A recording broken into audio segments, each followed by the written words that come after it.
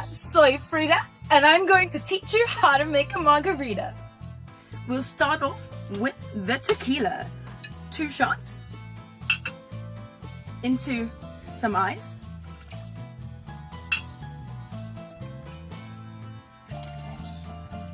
One shot of triple sec, which is an orange liqueur.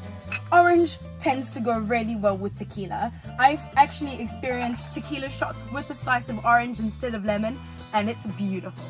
And finally, to offset the sweetness of the triple sec and bring up some tart flavors, oh my gosh, I have some lime.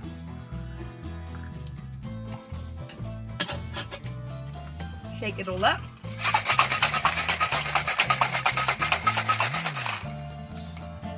Pour it into a glass that has been rimmed in salt or sugar.